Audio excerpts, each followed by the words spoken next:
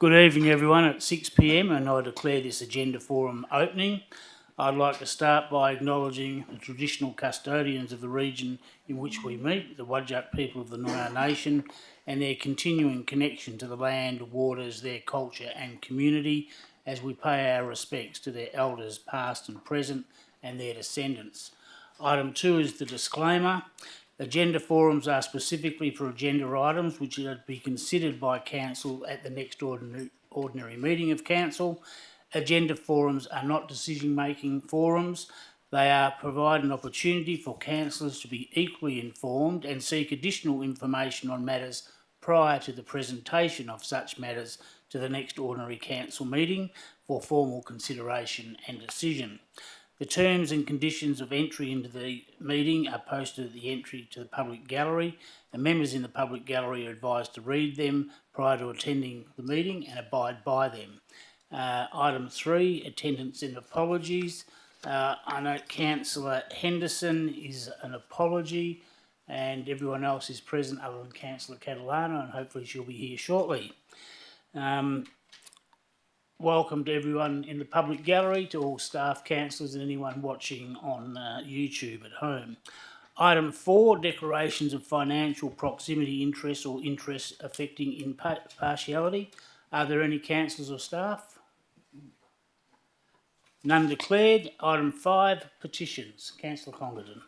Thank you, Mr Mayor. I have a petition to present, and it states, to the Mayor and Council of the City of Swan, we the undersigned being electors of the City of Swan request the Council to. We would like a suburb change of name from Lockridge to Central Swan, because the suburb has a bad reputation of social behaviour and has a, excuse me, it's hard to read the writing, Stigma. Oh, stigma, thank you. Stigma of social behaviour, and as Holmes West and... Can you read that as well? Holmes West and affecting the growth of it. Thank you for doing that, and affecting the growth of the suburb. It's signed by 2 residents. Thank you. I'll need a motion to present that to the CEO. Move Councillor Parry, seconded Councillor Zanino. Is there anyone against? Thank you, and a report will come back to Council on that petition. Are there any others, councillors? None from members in the gallery. Thank you. Item 6, reports and notices of motion. And 6.1, you will note additional information from officers. On item 4.1, the responsible authority report on the proposed childcare. The attachment for this was uploaded to the agenda. It was not the final version, and a copy of the final attachment has now been uploaded to the website and has been emailed to all councillors and staff as soon as this was realised. In item 4.2, councillors, you should have got a new item 4.2 on your desk tonight. And once again, there's an error when it was uploaded, and the full document is now before you. In relation to item 7.1, parking local law 2023, undertaking request, there's an undertaking requested by the Joint Standing Committee on Delegated Legislation. It's on page 146 of your agenda. And the reason that was amended is the officer was concerned that undertaking .2 was open to interpretation, so they've clarified that, narrowing it down to clause 3.12 of those parking regulations. Thank you. Next item on the agenda is item 6.2, deputations, and in accordance with the current procedures for public participation at agenda forums, all requests for in-person deputations were required by 5 p.m. Tuesday the 3rd of October, being yesterday, and all written deputations received by 3 p.m. Tuesday the 3rd of October have been circulated, and with the preliminary agenda on Tuesday evening. In part B, we have 2 deputations for item 4.1, and that is the responsible authority report, proposed childcare premises, lot 1, number 9, Waterhall South, Guildford. It's on page 20 of your agenda, and the first person making a deputation is Marilena Stempfel. Is Marilena here? No. Sarah Park?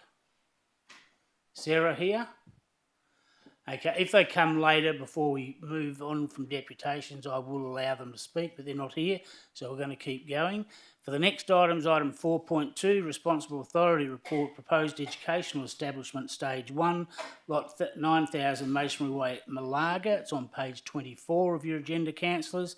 And the first person speaking on that item is Hayley Sapin. Oh. Yes, thank you. If you can come, turn the microphone on, just push the button when the red light comes on.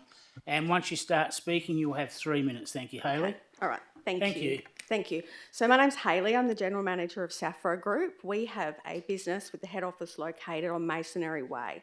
We are against the proposed development that's being put forward for the lot across the road at Lot 9000. Our concern is the traffic that's going to bring to the area. Traffic is something we all have to deal with. School traffic is a particular type of traffic, and bringing it into an industrial area is a concern. When it's in a residential area, it can be inconvenient, but bringing it into Masonry Way with the one entry into that property and all of the businesses that are building out along that road, when the parents eventually do park on Masonry Way, because they will, we cannot get our trucks and our deliveries in and out of our head office. We have trucks coming in on a very regular basis. We have 40-foot containers being delivered. And if there's traffic on that road, we cannot get trucks out of our premises, and that is going to have a significant impact on our business. I have a concern about the car parks and how they have structured the car park. To me, I'm a parent. I have dealt with school drop-offs for a long time. I can't see how that traffic will flow. I can't see how it can flow properly internally, and that it will come out onto Masonry Way. There is another development that has been proposed in the City of Swan, that has been accepted in the City of Swan for an Islamic school. I had a look at the ratios of those car parks. If you were to apply that ratio, then we should have 310 car parks for stage 1, and we have 212. I also know that this Islamic school has a large community, and I think that's fabulous. They said in their school report for their Langford school that they had quite a lot of community events that brought thousands of people to their school. I'd love to know where those people will park, and not all school events are held on evenings and on weekends. Again, that will impact our businesses. It's not an urban area. There's not a significant You have 1 minute left, thank you. Okay, well, it's not a significant amount of public transport coming in. It's not walkable. I won't even walk and get lunch. So it's just not really set up for a school. The Henley Brook development, that is something that I was looking at today. That is 50% larger, but that school is being capped at 1,000 students. This school is going to be proposed eventually to have 2,500. I'm also confused as to why they're only applying for stage 1. They have said that it must go to stage 2 to be viable, but yet they're only submitting stage 1. And when you look at stage 2, that has a more significant impact on the business and the environment, and also on the safety of people in that area. I think that the application should only be considered if it's put through for stages 1 and 2, and we really do believe that there should be a secondary access found from Oxley Drive. Thank you, Hayley. I'll ask, are there any questions, councillors? Councillor Bowman first. Thanks for that. The area is fairly new and developing. Yes. Are all the lots fully built out yet, or No. are there still vacant lots? There are still vacant lots, and significant sized vacant lots too. Okay, thank you. Councillor Congdon, you are next. Thank you. Hayley, can you tell me the current parking issues you find along Masonry? It's not great. So when I come to work in the mornings, I often have to stop my car to allow traffic to come through. The gym that was put in does not have appropriate parking for the people that attend, and we have got people double parked up and they come around the bend. We've had trucks get stuck. We've had to have people reverse out. It's not tenable. It doesn't work. And can you tell me, when you're heading out of your premises, do you go up to Bonnelin through to Beach Road, or do you go the other end? Absolutely not. Absolutely no, not. I go and back. why do you not do that? because I don't want to have a car accident, because to turn right onto Beach Road is already difficult enough as it is. I did one day decide, I hate turning right, it's my thing, but I went left and went around the roundabout, but even then the traffic's not great in that area. So I go out the back way. And do you find going down through to Oxley and Oxley onto Illawarra problematic as well at school time? I don't go that way, I go a different way, but I often get stuck and have to wait because there's a lot of traffic coming along Enterprise. So that's another way out to Alexander Drive, which people will take. Okay, thank you. Councillor Howlett, you are next. Thank you, Hayley. Do you think that school zones, if they were applied twice daily, would affect the trucks using your business? Do I think that they'd... I mean, I suppose it depends on who's driving the truck. I mean, if they follow the rules, and I watch them because I have an office that oversees that, and they don't follow the rules that are existing at the moment. But the biggest issue would be actually if they could even get in. That's really the thing. I mean, we have deliveries multiple times a day, pickups multiple times a day, and we can't schedule them. We can't tell StarTrack when to come. Any other questions, Councillor Bowman? Just continuing on about the trucks. What sort of size trucks are we talking about with your business and the other businesses? in Yeah, that so street? we have a variety of size trucks. On a regular basis, they are. If you see the StarTrack trucks, they're quite large. That truck still needs a clearance to get out onto the road. The road's not very wide, but we often have big 40-foot containers that come in. We've specially built our warehouse to allow for that. We've changed our business model for this warehouse. That's why we built it. We were predominantly based out of the eastern states, and we have brought all of our fulfilment. We're importing. We've changed it, and we specially built that for that purpose. Councillor Congan, another question. Sorry to come back with another question. Hayley, I'm aware there's no footpath on Masonry. No, that's correct. So if the staff that are in all those businesses walk to a lunch bar, they walk along, I imagine, the verge? They or walk on the road. Walk on the road. Mm-hmm. So if with no footpath on either side at the moment, Nope. that's a dangerous position to be in? Oh, absolutely. I mean, it's dangerous if you're 43 years old, but it's certainly dangerous if you're 6. Okay, thank you. Any other questions, councillors? Then I thank you for your attendance and your deputation, Hayley. Thank you. The next speaker on the same item is Chris McMullen from Core Drilling Services. Thank you, Chris. Once again, you'll have 3 minutes. Thanks for taking the time to gather here to discuss the utmost importance of our community. The proposed school is potential impact of the surrounding industrial area, particularly in the terms of traffic safety for our students. While the idea of a new school is undoubtedly a notable and necessary endeavour for our community's educational growth, I stand before you to express my concern about the potential dangers posed by increased traffic in the vicinity of the proposed school and why it will not be suitable for the industrial area. I believe that thoughtful consideration must be given to ensure the safety and well-being of our children and the harmonious coexistence of a school in the industrial zone. First and foremost, we must acknowledge that the industrial areas are designed with specific infrastructure and traffic patterns in mind. They are typically optimised for the movement of large vehicles and goods. The introduction of a school into this equation will further disrupt the established flow of traffic and create unexpected hazards. It is important to remember that industrial zones often involve heavy machinery, large trucks, and complex logistics, blind corners and limited vision, all of which are not conducive to a safe environment for school-aged children. Secondly, the safety of our students must be our paramount concerns. Schools should be located in areas where children can safely travel to and from school, whether by bus, walking or biking. Introducing increased traffic to this industrial area will expose our young learners to unnecessary risks. It is our responsibility to provide a safe and secure environment for our children's education, and placing a school in an area that will expose them to industrial traffic is contrary to this goal. Additionally, the noise and air pollution generated by industrial activities may have adverse effects on the learning environment. Schools should ideally be located in quiet, clean and serene surroundings to promote a conducive atmosphere for education. The proximity of this proposed school to the industrial area could potentially hinder the quality of educations our students receive. You have 1 minute left, thank you. In conclusion, while I appreciate the desire to expand educational opportunities in our community, I strongly believe that the proposed school's location in an industrial area is not in the best interest of our students or the surrounding community. The safety, well-being and educational environment for our children should always be top of our priorities. I urge the decision makers to reconsider the proposed location and explore alternative sites that are better suited to the needs of our students and harmony to our community. Thank you. Thank you. Any questions, councillors? Councillor Congerton? Thank you. Thanks, Chris, for your deputation.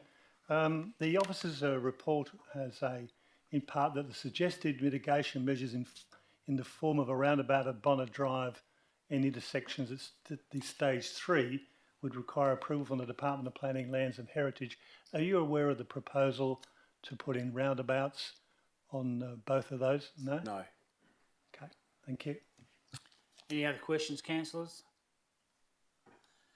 Then thank you, Chris, for your attendance deputation.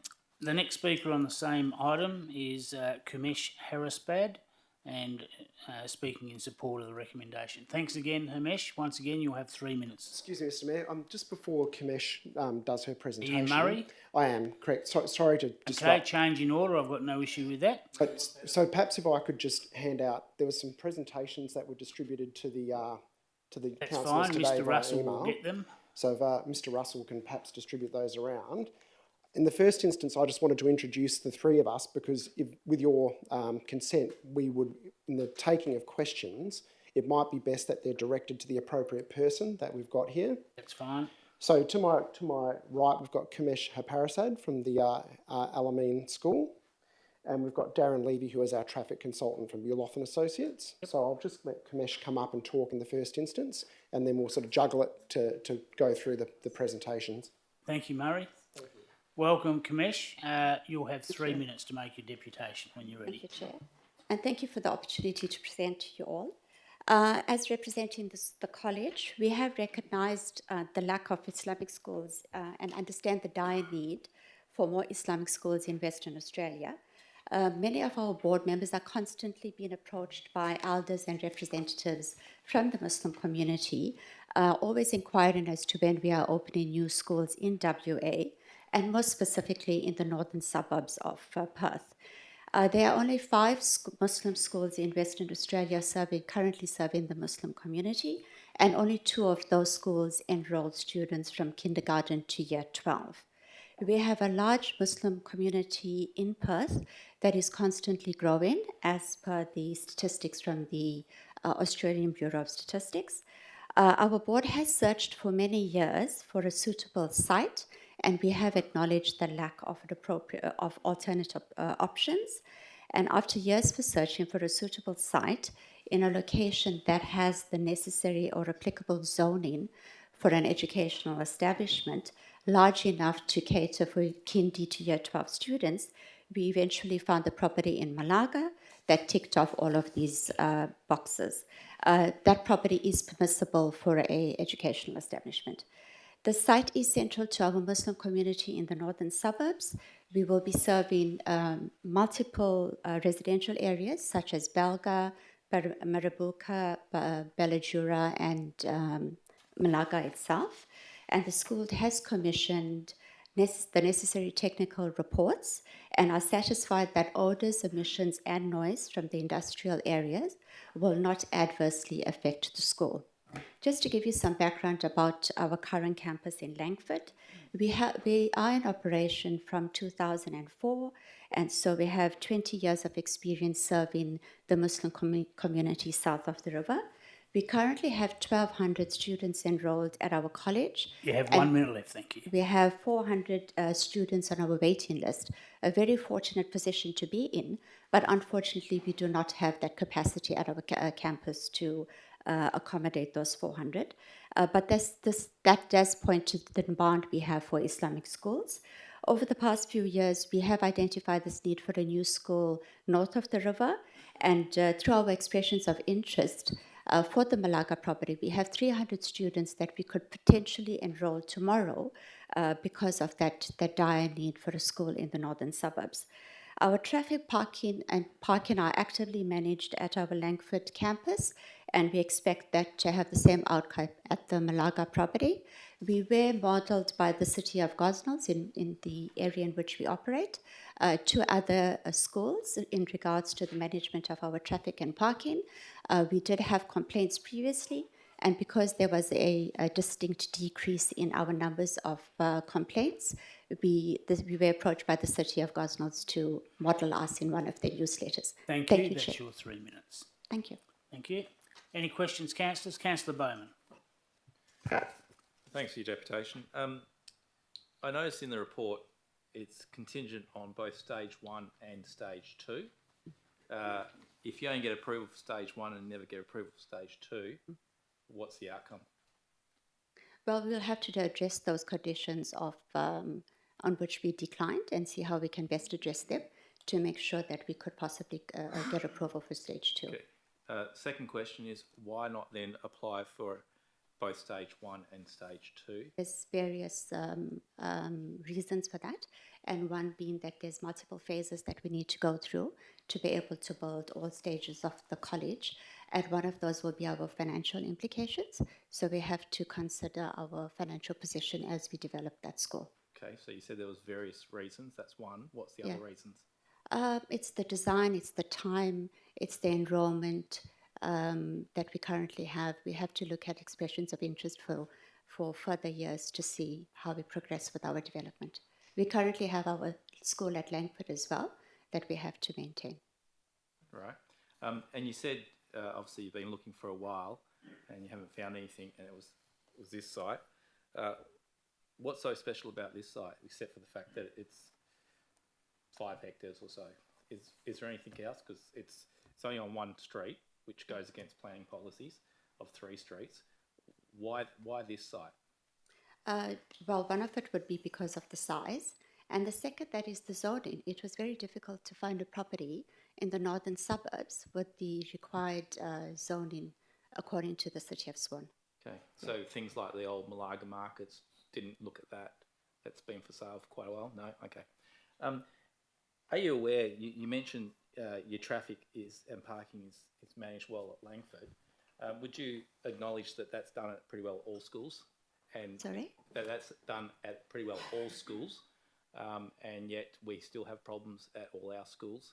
I think it's a reality that traffic is a problem at all schools, and that would be for just half an hour in the morning and half an hour in the afternoon. Okay, We thank all you. have children at schools, and we all experience the same issue. And I can't comment for other schools, unfortunately. Thank you. Thank you. Councillor Richardson. Thank Sorry, you, still some more questions. Sorry. Thank you, Mr Mayor. Thank you very much, Kimesh, for that. I just wanted to ask, with the 1,200 students that you currently have enrolled, what is the percentage or number that reside in the City of Swan, in those suburbs within the City of Swan? So our current campus, Of the 1,200 students, you were listing the suburbs, and there was Malaga, Ballajura, somewhere outside of the City of Swan. But what percentage of those students? so the 1,200 refer to our current campus in Langford. Those areas will be being served by the new school. So the 1,200 that Is I there a mentioned. prediction of where those students, those 400 that are currently on the waiting list, are from? I don't have that information on hand. So we don't know But if I they're can. City of Swan families, or are they outside of the City of Swan? It would be mostly from those Muslim communities north. So it would be Ballajura, Balga, Mariboka, Malaga, all of those those suburbs that hold most of the Muslim community Okay, thanks. north of the river. Yeah. Councillor Howlett. Thank you, Mr Mayor. Thank you, Kumesh. 2 questions. Has the land already been purchased by the Alamein College? Yes. Okay. And in the report, I don't see anywhere, because it was a former brickwork site, I don't see anywhere pertaining to the soil studies relating to the site, whether it's clean, whether it's contaminated, because if you're housing children from kindergarten, there's a lot of soil play there. I'm Yes. just wondering if there's any been soil studies commissioned. Yes, that was one of the reports that we did commission. We have done a geotechnical report, and there are no issues with contamination on that site. Any other questions, councillors? Councillor Parry, thank you. I'm assuming that you wrote this report. Is that correct? This one here, is that the school's perspective? Yes. Okay. So you state that traffic and parking are effectively managed. Expect the same from Malaga. So if you look at Langford census statistics, you've got 5,500 people there, while Malaga's only got 25 people according to the census. Therefore, the requirements are quite different in regards to what's required from both suburbs. So you saying that the methodologies you're undertaking in Langford will be the same you would undertake in Malaga as well? I'm going to defer that question to my traffic engineer because the reports and the investigations analysis have been done for the Malaga campus. So you're saying that the comment raised down the bottom, instead of expect the same from Malaga, would be the case? Would In that terms be, of- so they would have the same parameters, what's been required from Langford to the proposed Malaga site? Would they be the same? So the strategies that we've implemented at Langford, which we've had success with, we will look to implement in similar strategies but that would be within our control, the control of the school. So we will be able to implement that at the new school. But would you not agree that there's different requirements from the Malaga Business District compared to what Langford's required as a residential suburb? Yes, I agree there will be, and we will adapt our strategies accordingly. So the methodology required would be needed to be different as well. It would need to be slightly adaptable to the new site. Thank you. Thank you. Thank you for your deputation, Commish. Now call Murray Castleton, Director of Element Advisory. Sorry, we're going to reshuffle it again. Reshuffle. Darren Levy, the Traffic Consultant. Thank you, Darren. You have 3 minutes. Great, thank you. Look, I'd just like to make a few comments regarding the traffic studies that have been carried out for the development. I'll then talk briefly about the plan for the site itself. Also just note there's been a couple of comments, but obviously it is true the application that's being considered at the moment is for stage 1. That's all that's being considered for the application itself. There is an expectation that it'll be closely followed by a stage 2. As you've heard, there's discussion in the reports about stages 3 and 4, and I guess you could say they're aspirational. The school would love to go to stages 3 and 4. They understand there's challenges to be met before they can do that. And in discussion with the council officers, they've acknowledged in writing that it may be that the school can't proceed to 3 and 4 if those issues such as traffic access can't be addressed for those stages. So it's quite important just to understand that that's sort of the discussions that have been had and the acknowledgements that have been made. There's been comment about one frontage road. So although, yes, it's true, there's one frontage road to the site, but obviously, as we've also heard, there's multiple access routes in and out of Masonry Way. We've already heard that Bonner Drive gets clogged up at certain times and there's other routes that are available to be used. So it's a sort of site, so although there's not 3 frontage roads to the school itself, there are actually 4 access routes in and out of all 4 of the major roads around it. So there are ways to get in and out of the site. The traffic will be able to be spread accordingly. The traffic report that's been done has addressed the traffic impacts of all 4 stages that have been put forward in relation to the school. That report's been reviewed by the city officers, it's been reviewed by the Department of Planning, Lands and Heritage, it's also been reviewed by Main Roads. All of those agencies have agreed that stages 1 and 2 will operate at acceptable levels of service with the current road network. They've all also agreed that to progress to stages 3 and 4 require upgrades to the road network, such as the roundabout that was mentioned earlier at Bonner Drive. Improvements such as that will require further work, will require approvals by those departments, and they're the things that are out of the control at this point in time, and hence there is that You have 1 minute left, thank you. In regards to the site itself, since the application was lodged, we as a consultancy have spent more time looking at the actual access into the site and the operation of the car park and the pickup area, and we've actually modified, and in the handout you've got before you, I think one of the last few pages actually shows where we've come up with an updated layout for that. We've identified from previous work that for stage 1 we need 150 car parking spaces plus queuing for 33 cars for the pick-up and drop-off area, which is located at the southern end of the site. What we're currently showing in that amended plan is 150 car spaces, as we've said, and potential queuing for 76 cars. So we've got additional queuing space available before it backs out onto the street. So we've got plenty of capacity for that stage one. The other thing we've done in that plan is shifted the proposed access driveway further to the north, away from the 90-degree bend at the southern end. That's for safety reasons. That's our recommendation. And my understanding is that that amended plan is going to be lodged with the city over the coming days so that it can be considered. Thank you. Next That's week. your 3 minutes. Councillor Bowman, you're first. Thank you, Mr Mayor.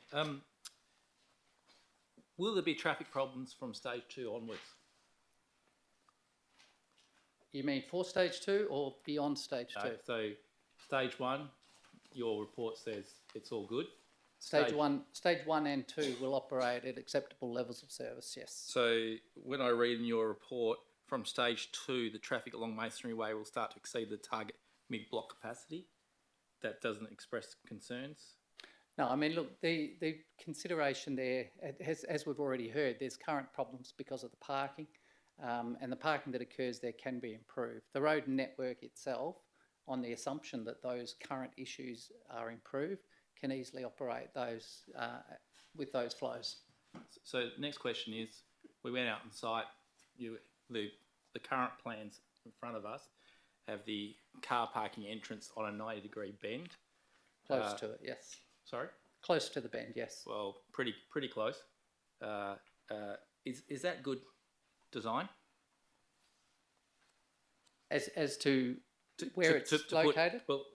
My opinion is that let me rephrase that. You're the expert Yes. in parking and traffic management. Yes. Would you recommend to anybody to have an entrance where over 400 students are going to be, one entrance only, very close to a 90-degree bend? Is a yes or no answer? Well, please? it's not a yes or no answer. If you look at the plan I referred you to a few minutes ago, my recommendation in the amended plan is to shift the driveway further north away from the 90-degree bend. So we're doing changes on the run here, because I understand also the parking plan has also changed from our site visit. Is that correct? It's changed since the application was lodged, yes. And since we discussed it on site yesterday? No, as I mentioned on site yesterday, I already mentioned to you, and I apologise that I rounded the queuing up to 80. I've confirmed it's actually 76. But as I mentioned to you on site, I had already amended that plan and you requested it to be provided. Hence, it's in front of you. Okay. My next question is, in your report, you talk about the guidelines for schools being 65 to 70% of primary school children. That's the state government requirements. We all pretty well agree that this is not a similar to other schools in the fact that it is only one street access. There isn't 3 accesses. So you've actually used figures based on 95% of people being dropped off. Am I correct there? Yeah, the first report that was prepared had lower numbers in regards to traffic, which were more standard based, and in discussion and assessment with the city's officers, there was a request to amend those numbers, and the numbers were increased to account for the differences that are expected on this site, and the latest report reflects those numbers. And then the assumption was that based on what happens at Langford, that there is a certain number of students that come, 1 student per car, 2 students per car, 3 students per car. There was and 4. comparisons made with those numbers, yes. Correct me if I'm wrong, Langford is both primary school and high school. Yes. So would it be correct that there wouldn't be as many children in the same car? For example, I've got 4 kids, 1 in primary school, 3 in high school. If I was at this school, I'd only be dropping 1 off. So how can you compare the figures? Well, comparisons were made with the data that was available, and then it was based on discussions about exactly what you're saying, that the numbers were increased. Okay. The traffic numbers were increased from the original assessment. So with the numbers that you use in your report, I don't see any numbers included for teachers and staff. It's part of the trip generation rates. So when we look at the trip generation rates, the calculations I see is per the number of students. I don't actually see anything included for staffing. Yeah, and when we do trip generation rates for an office, we do it based on the square metres. And when we do it based on other uses, we relate it to the things that can be counted easily and can be compared. That's the way the ratios work. It's the same as the way the city applies parking ratios. So when I'm looking at your modified traffic generation report, where it talks about there'll be 608 peak hour vehicle trips, and that's purely based on student numbers, Yes. we don't include the teaching staff, which I expect there'd be quite a few. What I'm trying to say is how you calculate a number can be compared to any number of measurable items. It doesn't mean it's the only trips that are being considered. Okay, so let me rephrase the question. With your 608 peak hour vehicle trips, what was that based on? The 608 is based on a ratio that's been developed, and it's an estimated number for the entire school. And am I correct that that ratio is only for students and parents and does No, not it's include not. The teachers? traffic includes staff. Okay, I'd love for you to show me in the report where that includes that. I'll let other councillors ask The number questions is and I'll the come number.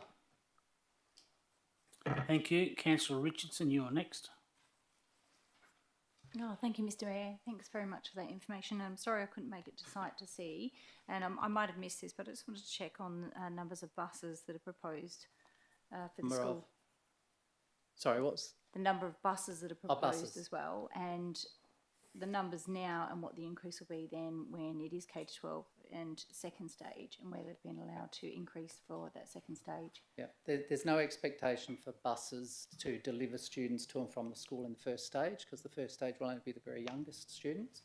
The planning for the site that's being looked at in regards to those future stages for stages 3 and 4 will include a bus drop-off within the site itself, and that's part of those things that need to be worked up in regards to the traffic requirements for that.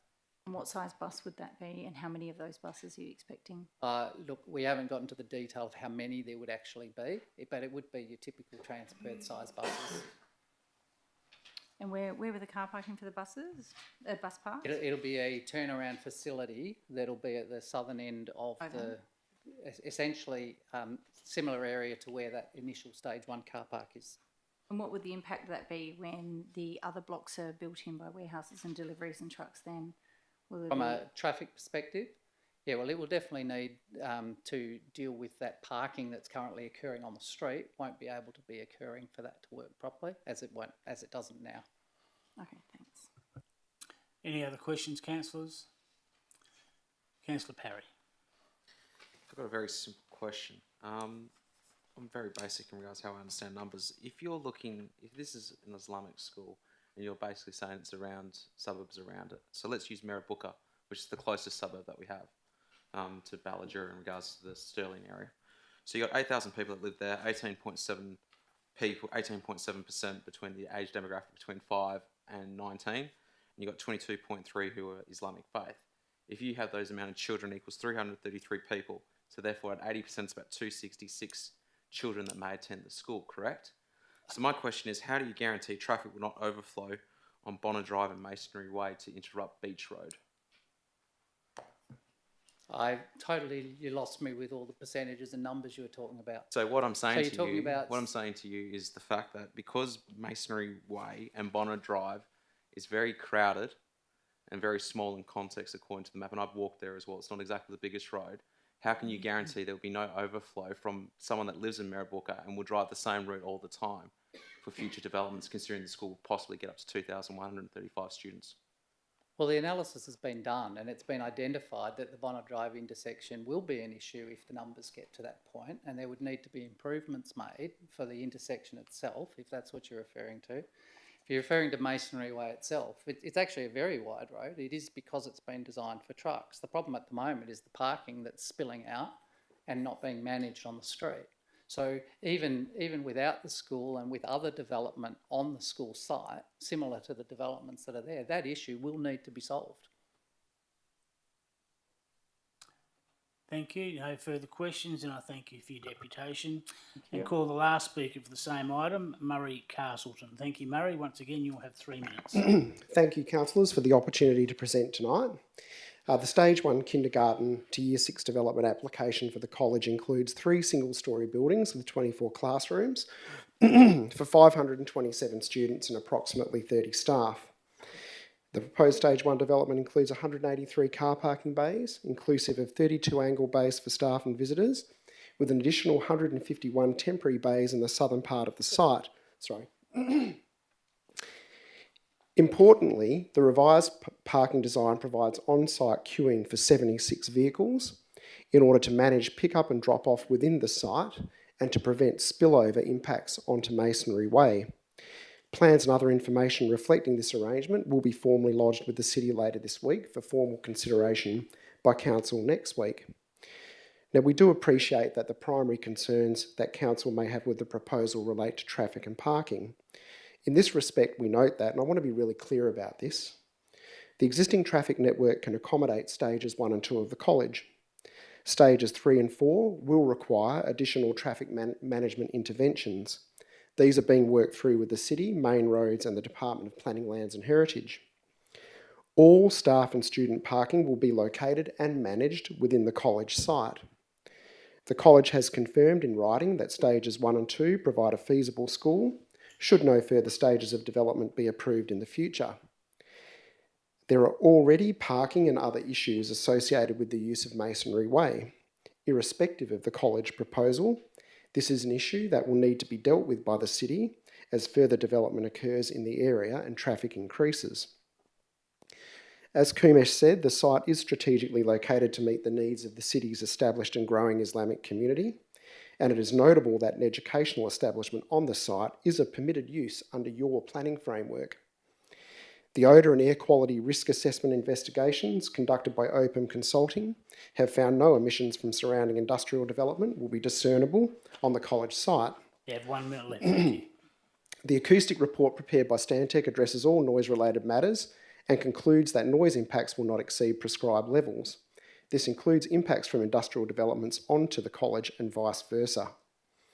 Importantly, lawfully operating industrial activities will not be impacted by the operation of the college. In conclusion, the design of the college is well resolved, supported by your staff, and commended by your own design review panel.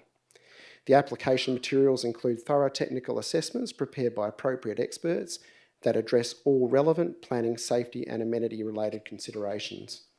We encourage Council to lend your support to the college proposal and the officer recommendation to the JDAP for conditional approval. Thank you. Thank you. Questions, councillors? Councillor Bowman first. Thank you. The temporary car park, is that going to be bitumised, or is that just going to be a limestone gravel type car park? Sealed, curbed and drained. Okay. The 76 vehicles queuing. Explain to me in layman's term, as a parent who does 3 different school drop-offs, how that is going to work, because that just looks like you've added a little bit of road there, so you can assume that 76 vehicles are going to queue there. I have to come into the car park. If the car park's full, I either block the car park or I go around. Where do I pick my child up for kiss and drop? With the Mayor's consent, I might direct that question to Mr. Levy, if that's okay with you. I have no issue with that, if the question can be answered. So hopefully you've got the plan there in front of you. It's one of the last pages of that handout that Murray handed out. I think it's the second last page. I'm not sure how clear it's come out in the printout, but basically the idea of the drop-off is you enter off the street and literally follow the road all the way around the outside of the car park. So you don't go into the car park unless you actually want to park your car. The road continues all the way around the outside in a loop. It gets around to the side closest to the school, and it has what looks like a bit of a cul-de-sac, which is essentially a U-turn on itself, and then there's a drop-off lane along what would be the left-hand side. There's a parking lane that'll accommodate about 10 or 12 cars, or one behind the other. There's wide enough for them. So if the car at the front is taking longer than the car behind will be able to pull out and pass and go back around the entire loop and back out again without any conflict. So then when I'm stuck 56 cars behind in that 76 queue, I just go straight through the car park instead? If you go into the car park, you'll have to park in the car park. Where you've got an entrance and exit in the car park? At the bottom end, at the top end, there's a one-way into the car park. Yep. So when I'm trying to get out, I've picked up my child from kiss and drop.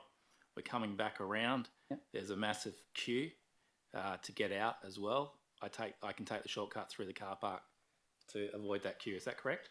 You could drive through everybody trying to park within the car park if you chose to, rather than go around the loop where there's free flow. Yes, you could. Happens at 3 schools I do. So my second question is, and it's not a car parking question, so happy for that consultant to sit down. On-site meeting, it was questioned about a second access road.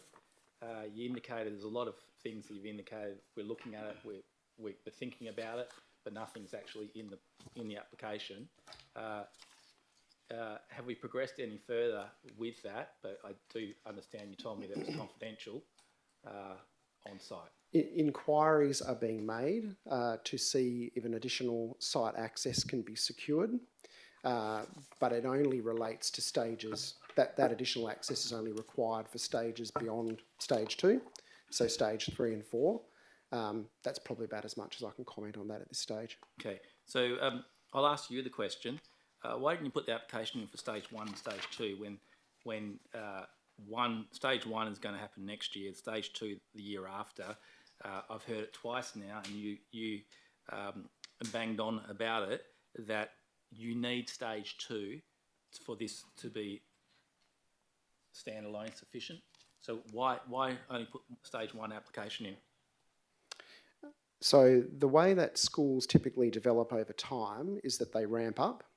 So in this particular instance, the stage 1 component is considered to be the appropriate scale to be implemented economically and in respect to the demand of children attending the school within the catchment.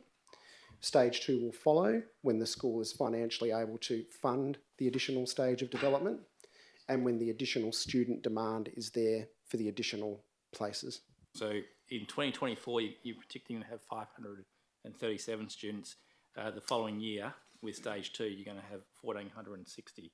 How's that ramping up? I don't have the exact numbers, is that correct? I'm reading it from the traffic report. Yeah. So my understanding, when you ramp up, you might start with year 7, and then the next year you'll have year 7 and 8. Then you'll have year 7, 8, 9. But it sounds like you're going to build a primary school next year, then you're going to build a high school the following year. Is that correct, or am I getting the wrong information in the traffic management report? Again, with the consent of the Mayor, I think that query is best directed to the school. I've got no issue with that as long as the question can be answered. Thank So you. yes, there will be that stage in. The first stage will be the 527, and that would, according to our expressions of interest, we have an idea of which year levels we have the demand for, and accordingly we will expand. Stage 2 will be the upper primary buildings as well, and a bit of the administration and a prayer hall, and that would be decided on at a later stage depending on our financial position. So, because it seems like there's mixed messages here. In the reports I've read, stage 1 you want to build in 2024, is that correct? Stage 2 in 2025, is that correct? Yes, Okay. yes, if that is in the report. In stage 2, you're going to accommodate up to 1,460 primary and secondary students. And it's planned to be open in February 2025. Is that correct? Yeah. Okay, so we get back to my original question, and we talk about incrementally opening it. You've gone from 537 students to 1,460 students in 1 year. What's the proposal? Are you going to have year 10 there, for example, in 2025? Yes. That is the demand, yes. So it's not incrementally. So I get back to my first question. Why are you not applying for both stage 1 and stage 2? Or is it because the traffic modelling indicates for stage 2 we've got problems? I'll answer your last question first. Okay. No. The way it works... No, the traffic modelling doesn't indicate you're going to have problems? Not for stage 2, no. Would you like me to read the page? From stage 2, this is on page 30 of your traffic management report. From stage 2, the traffic along Masonry Way will start to exceed the target mid-block capacity of 600 vehicles per hour. That sounds like a problem to me. It's in the consultant's report. Yeah, I'm not sure either. I thought we were talking about student numbers and now we're talking about traffic again. Yes. Look, I again can't comment on what's in the traffic report. What I can say, coming back to your original question, is schools, when they're developed, the built form aspect of the school needs to be developed or delivered in a staged way. So stage 1 will be of a certain size, stage 2 will be of a certain size, it doesn't automatically mean that as soon as the stage 2 built form is developed, that it will automatically go to that full allocation of student numbers. It just means it needs to be developed in viable units relative to the built form that needs to be delivered for the school. Okay, I understand that, but I just got told 2 minutes ago that stage 2 you will have 1,460 students. So is that now not correct? Stage 2 can accommodate that number of students, but it won't necessarily, when it first opens, have that number of students present at the school. Okay, so that's different information we just got told a minute ago. No, it's not different information. Okay, well, it's not time for debate. If you have another question, Councillor Bowman, you can please ask it. Traffic capacity, can I answer that one? If there's a question left unanswered, you may. Thank you. Sorry, in amongst all that, there was a comment about the 600 vehicles capacity on the road. I just like, it comes back to that issue about the parking. The Masonry Way, as it's been constructed, actually has a capacity of 900 vehicles per hour each way. It's the parking that's currently occurring on the street right now that reduces that to a capacity of 600 vehicles per hour in the way it's currently being used. So there's two sides to that question. But would you agree that there's no actual capacity issue at the moment, and with the creation of the school, that will be the reason why there will be a capacity issue? Well, I think we heard on site and tonight that at times there are capacity issues right now because the parking on the site reduces the capacity. But so the issue really is that the current issue of parking can be solved. It will solve the capacity problems, and that will allow capacity for the school. Okay, Councillor Richardson, you are next.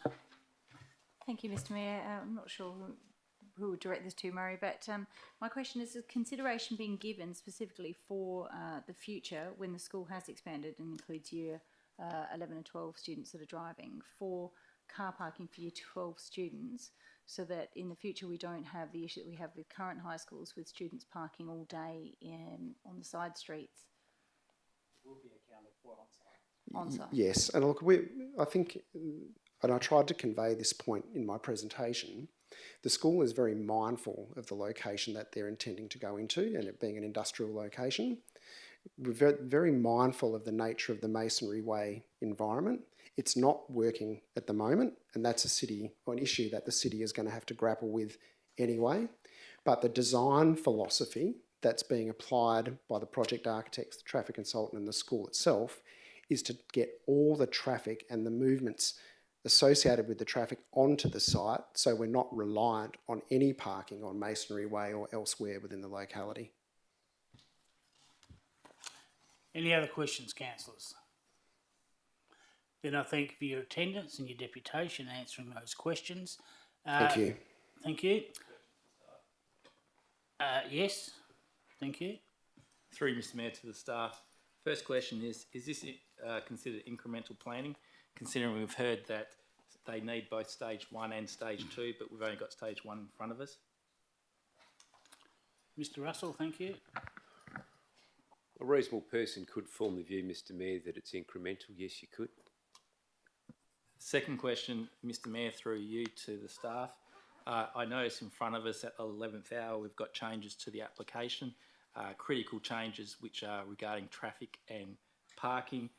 Would it be normal for this to occur, or should it go back and be reconsidered and therefore delayed to the following council meeting and not this one? Oliver, councillor so moves that. It can be done. Oh, Mr Russell, you've got a comment on that, thanks. Thank you, Mr Mayor. Yes. I'll be honest, Mr Mayor, it is not ideal for information to be submitted just prior to the briefing and once the agenda is out. So it's not ideal. It can still be, provided the applicant is able to circulate that and provided staff can provide any meaningful necessary comment on it to council within time, and council is comfortable enough in receiving that information, then council may satisfy itself to make a recommendation to the JDAP. If it is not, or any of those factors can't be reached, then it's entirely reasonable for the council to say, as a result of all of this, it can't properly consider the application in the time it has by next week. Any other questions, councillors? Being no further questions, I'll move back to item 4.1, which was the proposed childcare, and I'll ask if Marilena Stempfel or Sarah Parker now present in the chambers. Not being present, we'll move on to Questions, yeah. on the same item. Yes. My first question of staff is, in the report comments that staff commented on the traffic, is that the engineering staff or the planning staff?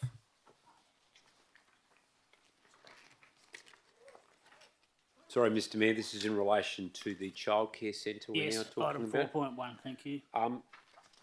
In all instances where staff report on planning applications, it is the comment both of planning staff and where there is an interpretation of a traffic impact assessment that also channels the comment of asset staff. But we generally present information, Mr Mayor, as Council well knows, as is the opinion of city staff collectively. So am I right to understand that where it talks about city staff except the traffic volumes generated should not exceed the capacity of the road network and existing access into the shopping centre will not be impaired, that our engineering directorate has seen that, has commented on that and or agrees with those comments? Yes, Mr Mayor, that's correct. My next question is, fairly busy area, been there quite a bit the last few weeks. Eyesight, built up eyesight of that building with an actual play area right next to the roundabout, will there still be the right eyesight for oncoming vehicles, noting that we've had issues in the past at intersections, and has that been verified and checked? I'll take you mean a line of sight. Yeah. Thank you, Mr Russell. Thank you, Mr Mayor. Yes, it has. Yes, it's satisfactory. Adequate sight lines into the intersection are maintained. And third question is, my understanding is not all shops, there's still one vacant. Has the car parking study that's been undertaken been purely based on what's happening right now, or has it taken into account increasing population, increasing businesses and increasing usage? Mr Russell. Thank you, Mr Mayor. Through you, the on-site parking survey that city staff suggested that the proponent undertake based over the period of a week is on what is actually occurring out there within the context of whatever the occupancy of the shopping centre is. My understanding was it was close to peak occupancy in terms of its tenancies, but it is based on what was observed out there at the time. Councillor Johnson, you are next, thank you. Yeah, thank you, Mr Mayor. My question is about the statement on page 32, parking and traffic. It says, the proposal for 88 bays to service both developments represents a nominal shortfall of 47 bays. So, as I understand it, the current car park has 120 car parking bays, and an additional 15 parking bays are needed to support the childcare premises. So, in this context, nominal, I mean, I've just looked that up in a dictionary. It says something like very small, far below the real value or cost. So how can 47 be a nominal or minor or small shortfall when we need 135? I mean, that's the question. Why is it nominal? Thank you, Mr Mayor. The use of the term nominal is a reference to the nominal parking standard under our scheme. So when we say there's a nominal shortfall, it might be if the scheme says you've got to have X bays for this type of use, for example for a shop, and Y bays for a childcare centre. Nominal is what the scheme standard would say. So when we say nominal shortfall, it's a shortfall relative to that derived standard. It may not be in actual fact that what the scheme says is a parking requirement is a true reflection of actual demand, and that is why empirical observations on parking through studies are always far superior than the nominal calculations derived under our scheme. So I guess the next question then is, when this study was done, was the cafe open or closed, and was it occupied at the time? Because I know there's been a change of business there, and it was closed for some time. Are you aware, Mr Russell? Through Mr Mayor, no, I can't comment on that as to whether it was open. I can, the dates as to when the parking survey was undertaken by the proponent, I believe, are in the report, or I can obtain those. As to whether or not the cafe was open at the time, I would have to make inquiries to deduce that, Mr Mayor. Thank you. So I guess the real question is,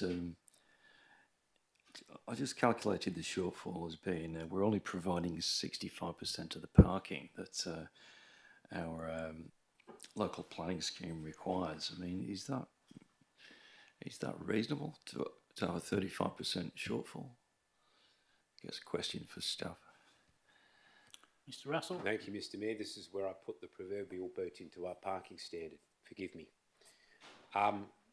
As has been well identified and as has been known for some time, the parking standards that we have are frankly out of date. That has been acknowledged by staff.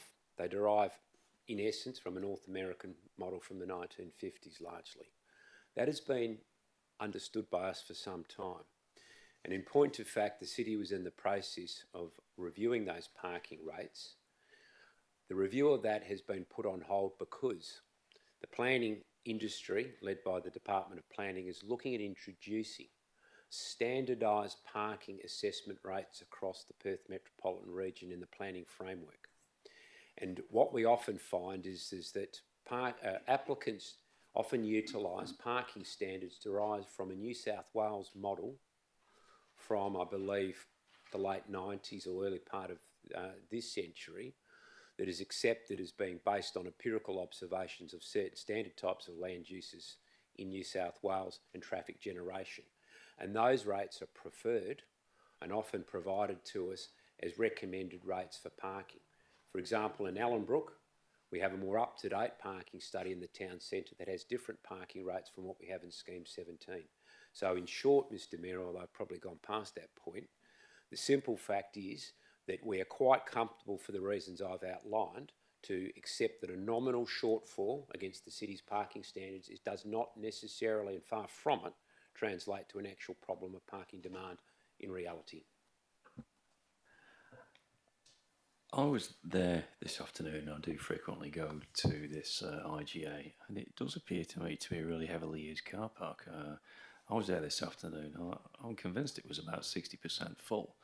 I just can't imagine if we're taking away a lot of the parking and adding further parking demand that it would work. And the other question would be the access into the car park from Waterhall Road is extremely constrained. I just can't see all these parents rushing in and out into the car park in a short period of time on the way to work and back again. Surely that would conflict with the use of the shopping centre parking.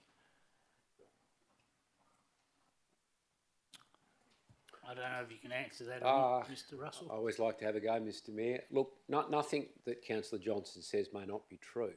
Yes, in fact, we can all think of many environments, car parks that are busy, very busy.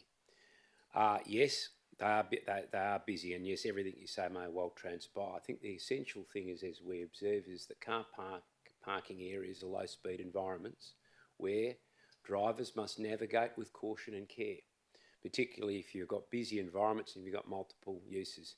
If it's being suggested that a parent rushing to pick up a child may drive inadequately or riskily, yes, that may well happen. But generally, you must drive and operate in these environments with care and caution to the conditions that apply. So, in theory, yes, it could happen, but we are operating on the basis that an environment where people drive to the speed limit, they obey the rules of the road, they drive to the conditions of the road, and in low-speed environments, they take care and caution. Thank you. Another question I've got really relates to the positioning of the childcare close to this very busy roundabout with the external play there. I mean, I guess the question is it safe from a physical point of view, and is it safe from a pollution point of view? Are those relevant planning considerations? Mr Russell?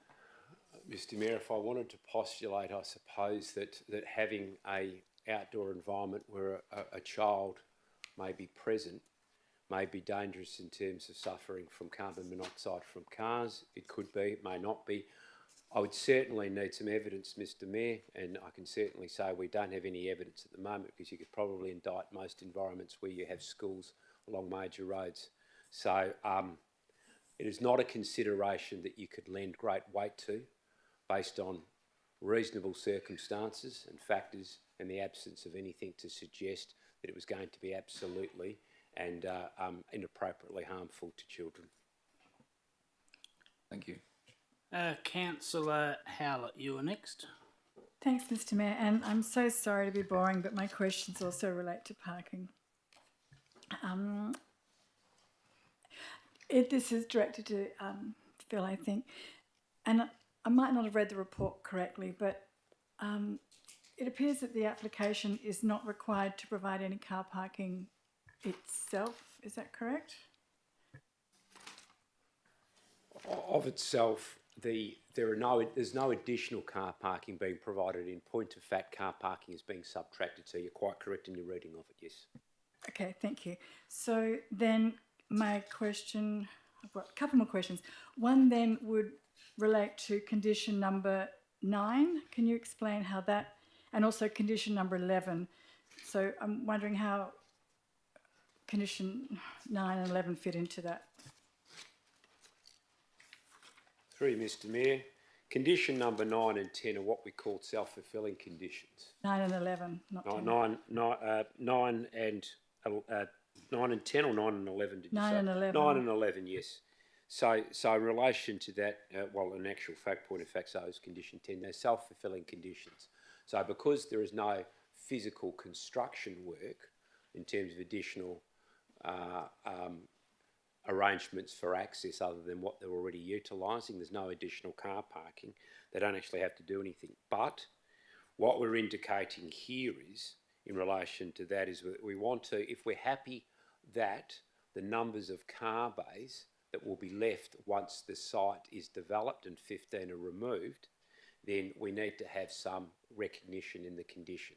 Otherwise the question will be, well, how much car parking can they remove? So we've put that in there because they're reasonable parameters where we're accepting of the numbers there. But if, for example, they were looking at removing a far greater quantity, then for the reasons that Councillor Johnson's articulated, you might get that threshold where there is not enough parking to accommodate the demand of both the childcare and the shopping centre at any one time. So we do need to have a threshold condition. Thank you. Can I then ask, who owns the land of the car parks? Does the applicant purchase those car parks, or what's the arrangement? Do you know what the arrangement is? Through you, Mr Mayor, it's all one site. So the owners of the shopping centre have obviously given the consent for the operators of the childcare to develop that and remove the quantum of car bays that they're removing. Thank you. And just one more question, Phil. Sorry. So with the loss of, say, 27% of the car park, there is also, it says that there'll be 8 staff there at any one time. So I'm assuming that the staff car parks will be taken up in the 88 remaining car bays. So you could effectively say that that would be, there'd be another 8 car bays removed because they would be used for staff. Is that possible? Through Mr Mayor, the parking requirements for the childcare centre has already been calculated as a whole. So when we say the nominal standard under the scheme is 15, it's encompassed all of that.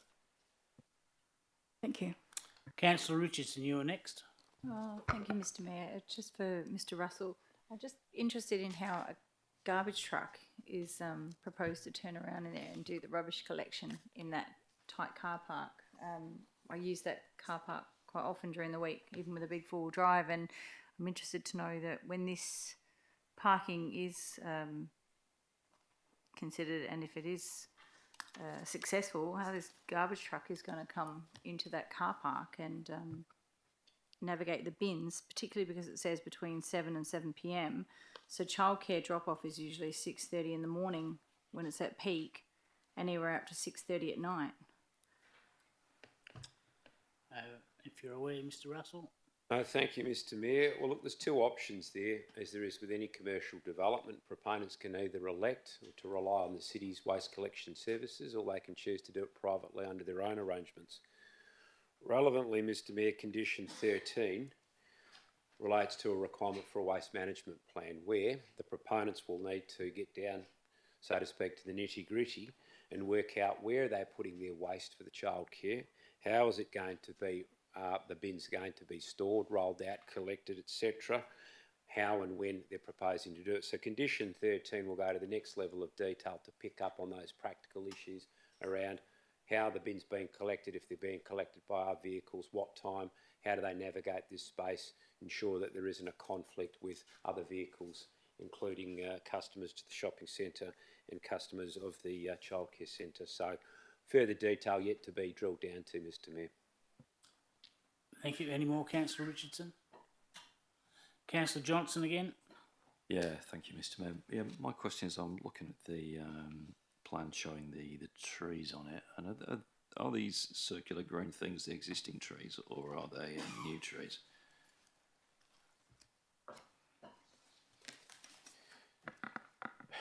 Are you talking about the overall site plan?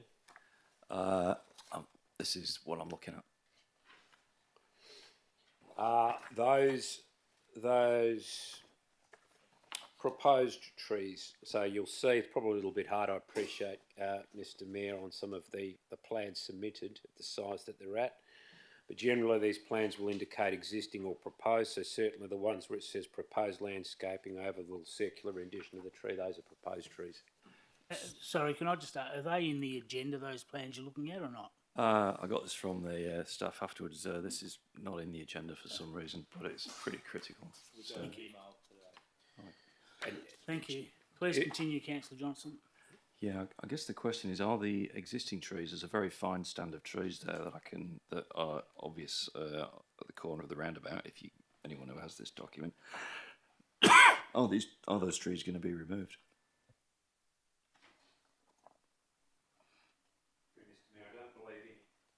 True, Mr. Mayor, I don't believe any of the trees that will be within the city's verge will be removed. So, would it be reasonable to condition this to ensure that those trees are not removed? Because there has sometimes been, I've seen development applications where city trees somehow get conflicted with the development and they end up getting removed. Mr. Mayor, taking Councillor Johnson's point, I do not think it would be of any harm to make that very explicit, and I would probably have to agree with it. Thank you. Any other questions, councillors of staff? Yeah, we'll get to that shortly. None more on this item. And just before I move on to item 6.3, neglected to state under item 4.2 to do with the proposed education.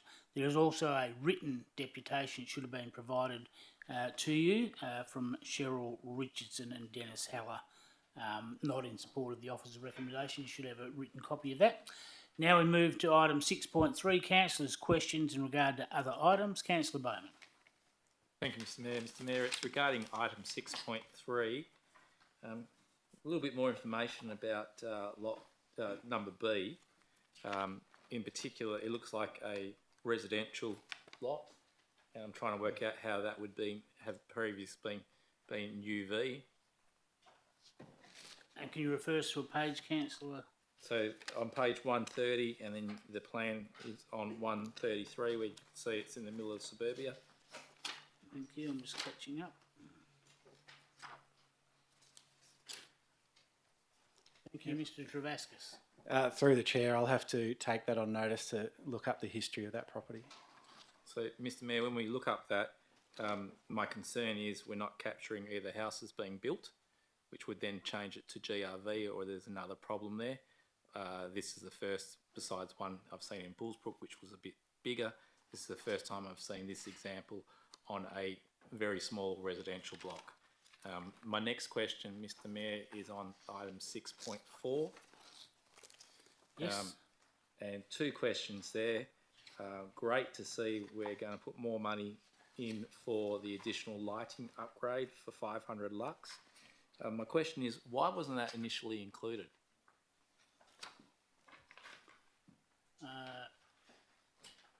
Mr. Southern, is that your area? In terms of the scoping of the project, yes. I'll have to take that on notice. And the next thing is, it talks about when we're putting it in based on community feedback. Did we not consult with the community to start with, and particularly the users of that facility being the hockey club? Because my understanding is they've been asking for this the whole time. Mr. Southern? I'll take that on notice as well, thanks. And Mr. Mayor, next one on the mid-year budget review or the quarterly budget review or the whatever budget review we're calling it about. I assume it's regarding Davitt Road in Caversham needing quite a bit more cash. And the reasons why was additional scope of work was undertaken, such as constructing a retaining wall on the southern side, which was not originally accounted for, and it was necessary to retain the embankment. Why was that not included? Was that not a known? Mr. Southern? I'll take that on notice. Thanks, Mr. Mayor. Thank you. Are there any other questions from councillors on any other items on the agenda? Being no further questions, that brings us to the end of the agenda, and I now declare this meeting closed at 16 minutes past 7. Thank you very much.